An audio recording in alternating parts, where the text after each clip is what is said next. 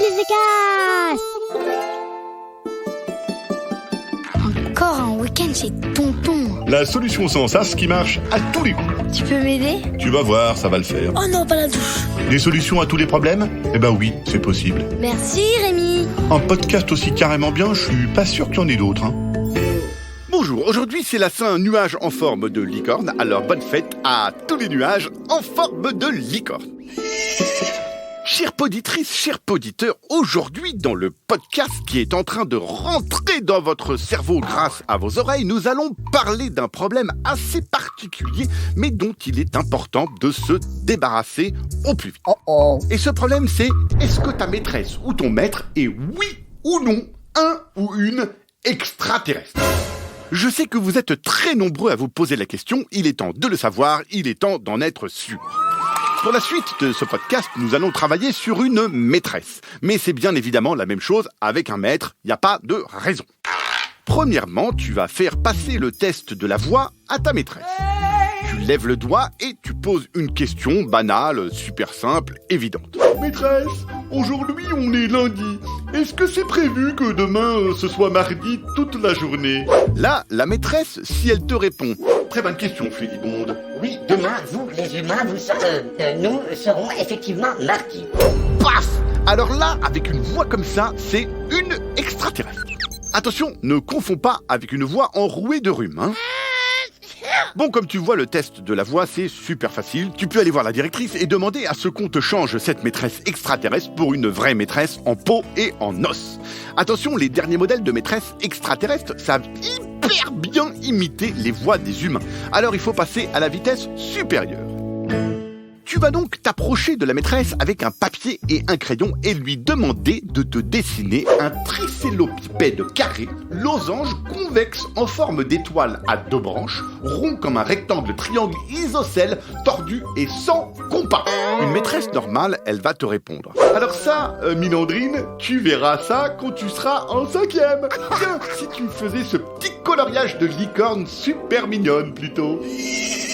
Oui, ça c'est une réponse normale parce qu'un tricélopipède carré losange convexe en forme d'étoile à 2 branches rond comme un rectangle triangle isocèle tordu, c'est impossible à dessiner, sauf avec la technologie extraterrestre. Et là, la maîtresse, pendant qu'elle te dessine parfaitement le machin truc là, tu lui demandes « Et combien ça fait 2 675 400 multiplié par 245 993 ?» Là, si en plus, en te dessinant ton tricélopipède, elle te répond 158 129 672 200. Et que pour couronner le tout, quand tu t'approches tout près d'elle, t'entends...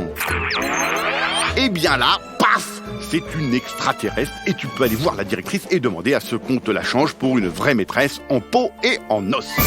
Parfois, les maîtresses, elles sortent 2 minutes de la classe. Soyez sages, hein. Bon, eh bien si en revenant de ces 2 minutes, soyez sages, hein. Elle dit Valentuche et Myrlim, je vous ai vu faire les idiotes. Fluguande, je t'ai vu balancer un avion en papier par la fenêtre. Punition. Eh bien là aussi, paf, extraterrestre. C'est impossible de voir des trucs dans une pièce quand on n'y est pas. La maîtresse a donc dû laisser un œil micro-caméra sur son bureau ou un truc du genre. Tu peux aller voir la directrice et demander à ce qu'on te change cette maîtresse extraterrestre pour une vraie maîtresse en peau et en os.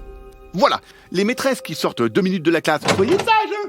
Quand elles reviennent, elles ne savent pas ce qui s'est passé et elles disent « J'espère que vous avez été sages ».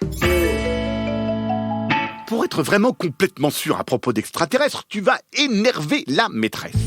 Pose 10 000 questions, fais-la répéter tout ce qu'elle dit, lève-toi sans arrêt pour aller déposer un tout petit truc à la poubelle. En passant, fais tomber la trousse de Stéfuche, marche sur le cartable de Sandricule, tire les cheveux de Mermèche, ça devrait mettre un sacré boxon. Le boxon, c'est du désordre, mais moi je préfère dire boxon. Ta maîtresse, si depuis le tableau, tout en continuant la leçon de géographie, elle allonge un bras de 4 mètres pour ramasser la trousse, qu'elle raccroche le cartable avec une jambe de 3 mètres, et qu'elle recoiffe les cheveux tirés avec des yeux laser, c'est une extraterrestre. Tu peux aller voir la directrice et demander à ce qu'on te la change pour une vraie maîtresse en peau et en os. Une vraie maîtresse en peau et en os, ça s'énerve, c'est normal. C'est comme ça qu'on les aime, les maîtresses, quand elles ne sont pas forcément parfaites. C'est pénible d'être parfait, je peux vous le dire, moi qui suis parfait en tout. Parfois, je m'énerve et je peux vous dire que... Rémi, tu te calmes là ? Ouais, ça va, On a bien le droit de rigoler un peu, non? Allez, merci qui? Ah bah merci Rémi. Un podcast original, Billy de Cast.